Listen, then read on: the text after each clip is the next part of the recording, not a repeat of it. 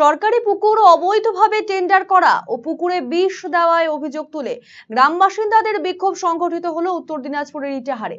ইটাহার থানার দুর্গাপুর অঞ্চলের বহুতি গ্রামে একটি সরকারি পুকুর পঞ্চায়েত দপ্তর টেন্ডার না করে স্থানীয় পঞ্চায়েত সদস্যকে দিয়েছে বলে অভিযোগ। অথচ গ্রামের বাসিন্দারা গ্রামের উন্নতি কল্পে জোট করে আবেদন করেছিল পুকুরটিতে মাছ চাষ করার জন্য। অথচ অভিযোগ উঠেছে পঞ্চায়েত সদস্য পুকুর টেন্ডার পাওয়ার পর পুকুরে বিষ ঢেলে দেয়, ফলে পুকুরের প্রচুর মাছ মরে গিয়েছে। সে কারণে দুর্গন্ধে পুকুরে নানা কাজে নামা যাচ্ছে না।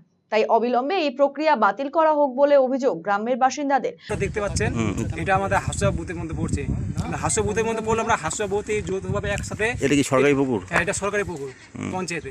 তো এবার আমাদের কথা ছিল যে পঞ্চায়েতের পুকুর টেন্ডার হবে, সবাইকে জানানো হবে এবং মাইকিং করে মানে ওপেন টেন্ডার হবে। সেটা ওরা করেনি, ওরা চুপি চুপি চোরের মতো সেই টেন্ডারটা করেছে। পরে আমরা জানতে পারি যে সেটা টেন্ডার হয়েছে। জানতে পারছি আমরা কখন, যখন পুকুরের মধ্যে বীজ দেওয়া হয়েছে। এই পুকুরের মধ্যে আমাদের এখানকার আশেপাশে মানুষজন থালা বাসন, চান স্নান, গরু বাছুরকে চান করায়, হাঁস মুরগি অনেক কিছু আছে পুকুরে।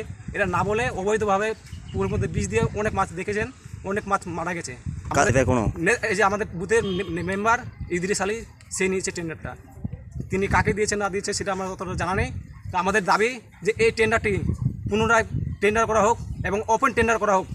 আমরা গ্রামবাসী হয়ে এটা প্রতিবাদ জানাচ্ছি।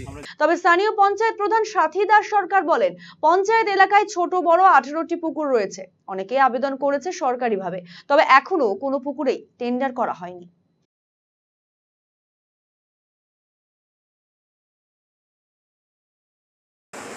আমার এলাকায় ছোট বড় 18টি পুকুর আছে, এখনো টেন্ডার হয়নি।